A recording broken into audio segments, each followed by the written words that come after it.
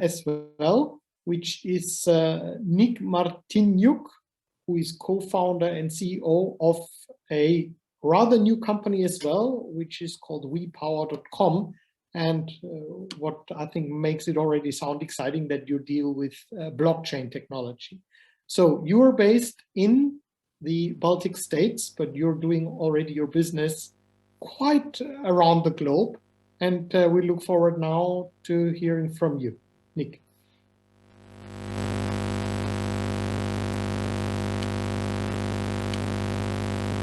It seems to be a problem with sound. I think we can't hear you.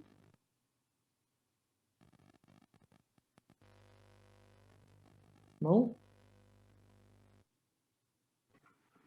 Totally, there was some. Now there was something. Is it better? Please go ahead. Cool. Yeah, we started here in Baltics.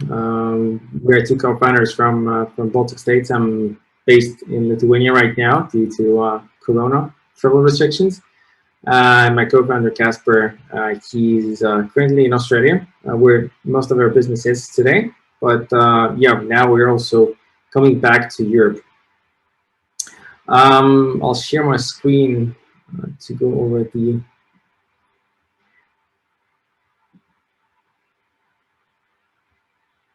I hope you can see my screen right now. So yeah, it's well, it's quite an exciting topic, which gets more exciting when the prices of cryptocurrencies go up and people start talking about it again. But essentially, it's a piece of technology. So it's a piece of technology. It doesn't solve everything, but it has some value. And when it's used properly, then basically you can have benefits out of it. So I'll just start with a brief presentation. Introduce WePower and how we leverage blockchain technology and simplify energy procurement today. So let's maybe then start with the problems that we're trying to solve. So the energy system is rapidly changing in global markets.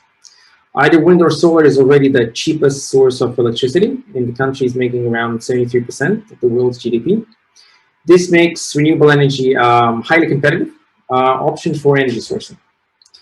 Decentralization of energy generation creates opportunities to buy green energy locally and cheap.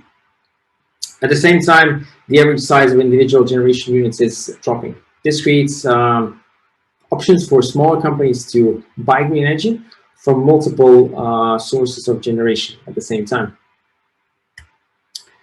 All these changes should make renewable energy a top choice among energy consumers. However, adoption of green energy is severely limited by existing energy procurement process. And the discussion mainly, we had a presentation today about how systems can be better and how markets can be better by deploying technologies. But in the end, it all comes down to the customer and what are limitations there to make the transactions go forward, and so that more renewable energy generation can be built. So the complexities of a traditional power purchase agreement or PPA process prevents most companies and consumers from accessing green energy directly. It's still a privilege of the large corporates to access that market. The remaining companies make up the majority of the corporate energy demand, but at the same time cannot make that choice. The energy suppliers' participation in green energy transition is also limited. They don't have the flexibility to provide customers with social transparent green energy products. Our idea is quite simple from the beginning. For green energy to scale, corporate energy procurement should be as easy as online shopping. And the benefits that come with a large corporate PPA or just a PPA should be the same. We are addressing the corporate and industrial energy buyers first. as they make up 2/3 of global energy consumption. And this is where we feel we can make the most impact. Our platform enables companies of all sizes to buy green energy directly from producers, and this way we unlock the floodgates of capital needed for renewable energy development. The best part is that the demand is already there from business of all sizes. We just have to give them the freedom to make the right choice. So what role does blockchain play in this solution? Using blockchain, we can establish full transparency in the energy markets, introduce new accountability systems needed to migrate to renewable energy, and establish new options for data exchange between market participants. There are three major benefits out of blockchain solutions over decentralized solutions. Their benefits are universally applicable to no matter if you use it in the energy or any other industry. First, it's an immutable ledger. This means that you can't reverse the data once it's recorded. It makes recorded data tamper-proof, which is important as a use case for sensitive long-term energy power purchase agreements. Second, blockchain ensures full transparency for the parties that have access to the data. It means that all the data that is sufficiently reliable to all parties and represented in that manner. Lastly, the data is decentralized, so it's not a subject to a single point of failure.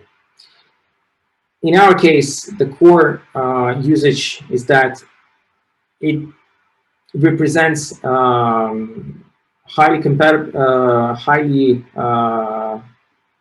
competitive way to securely store data for very long periods of time. Now, we're not a blockchain first company. We use the technology in our tech stack to provide the easiness of procurement to the final customers in the end. And the system itself is used by parties that would like to sell their energy to larger customers, professional buyers, such as retailers that are using our system to interact with their clients. Going back to blockchain, we power proprietary technology of tokenization is made up of two key elements. We have smart energy contract and smart energy token. Smart contract is an application existing on the blockchain network. In our case, smart energy contract stores the PPA data and the renewable certificates data on the Ethereum blockchain. Using this contract, we can mint or release new smart energy tokens, meaning that smart energy tokens represent the share of the, meanwhile, the smart energy tokens represent the share of the energy production output and obligations that rise from that power purchase agreement. So let's have an example of how it works. Let's take a 7-year PPA sold via WePower platform. In this case, it would be 84 tokens representing 84 monthly trading and settlement intervals. Each token could be owned by unlimited number of owners, meaning that it can be sold down, and if you can imagine a tree, so you would have validation of where the energy comes from at any point in time for the final customer starting from the source. From the time intervals perspective, we can go more granular than that, but it always comes to what the business requirement is. Data itself can be validated up to watts, and on the time scale, which is acceptable. So some countries have 1 hour settlement periods, some have already half an hour. Australia, where we're working, they're going to much shorter intervals, so up to 5 minutes. So why are we leveraging and what are the key benefits of blockchain? So first of all, it's trust between the parties that can be established efficiently, enabling easy trading of PPAs and certificates. once it's available, or if it's available, the parties would like to do that. Auditability. It was always clear when how much energy was produced, how the production relates to the certificate that the party would receive. And we typically work with the existing certification systems in place in the country, because they're already there and they're quite efficient. But what is important to customers is how to actually understand in the time of their consumption what was their coverage of renewable energy. High availability. With blockchain, there's no single point of failure, and the contracts that carry important information can be stored quite cheaply on the blockchain in comparison to, for example, the same solution on AWS.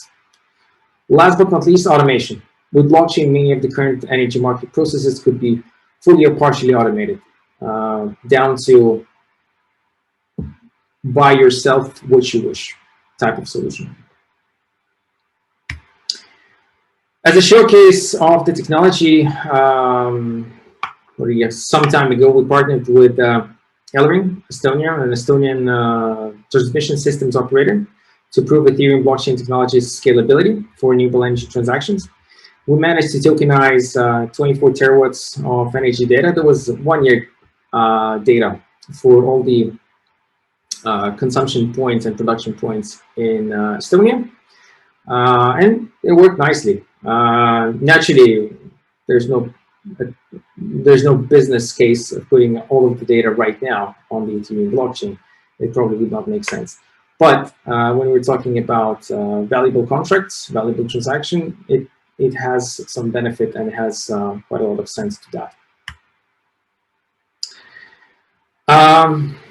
Yeah, we apply different information scalability solutions based on client sizes when dealing with small, large number of smaller corporate industrial customers, and when it's best to aggregate the information under a larger party, such as a retailer participating in these transactions. On the other hand, for large and medium corporate industrial customers, data is individually tracked on blockchain, which provides them that direct layer of information, how their contract performs, what is the what type of energy comes as a balancing energy towards that contract, and how they are sustainable at each point in time.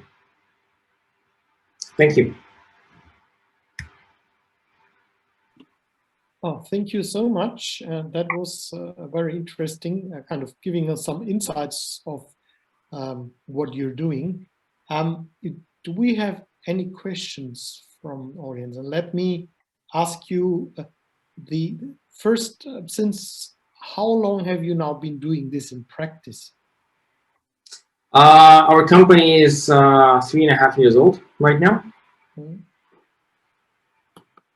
Then how far are you depending on the regulations? Would you say you can do this in many countries around the world, or how far are you limited? Which kind of market structure do you need? We are not that limited to markets. I would say the main limitation comes from whether there's data information on the market itself. If the market operates, if we take countries like any European country, yes, we can work in any country. US, yes. Latam, yes. China, no. So until the market is regularized to a point where there's the market, you can do a PPA and peg your price towards the some specific market price. Then we'll be able to also work there. Well, we just heard also in the first presentation that there's also a kind of liberalization process on the way. Maybe that's also a good way how to start getting connected. So you'd say that in many, I mean, there's a big, in principle, a big market, potential market for your technology now already. There, which yeah, we're currently focused mostly on Australia, but at the same time now in the end of last year we started working in Europe with some of the partners here. So yeah, continuing work. It's quite exciting. It's very interesting market, very interesting changes in the market itself happened over the past year with the corona. So yeah, we see that the market actually, from our perspective at least, it's shifting dramatically towards more renewable. So it's great. Well, I mean, that's what we also observe in Australia, which has a obviously very much liberalized market. The renewables are kind of really flourishing there, while in some of the European countries, I mean, my home country, Germany, it's not so going so well. So it's obviously a good starting point indeed. Yeah, but then again, thank you very much from my side. And that almost brings me back to Australia, where we started with Peter Ray. But let me first say, I think we had really 4 excellent presentations, and it's really worthwhile to listen to all of you again. Let me mention that this webinar is not only now broadcasted on social media on our YouTube channel, but it will also be later made available there. So just the uncut version is already there, but we will kind of put those 4 presentations, separate presentations, and then make it available so that people who want to know about how blockchain or virtual power plants are used today, they can listen to you again.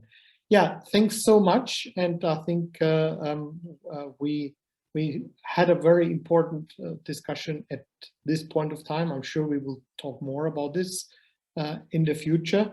Thanks to all the speakers, to all of you. And again, thank you very much to our partners also for this webinar, Profec Ventus. Let me also mention that, you know, we're offering these webinars free of charge. We're always happy to have companies who want to join us as members, because that is, of course, the basis for the work that we're doing. We're also happy, of course, we're offering also sponsorship opportunities for these webinars. And with that, let me hand over for some final words. If Peter, you're still with us, just to say goodbye to our audience. Peter.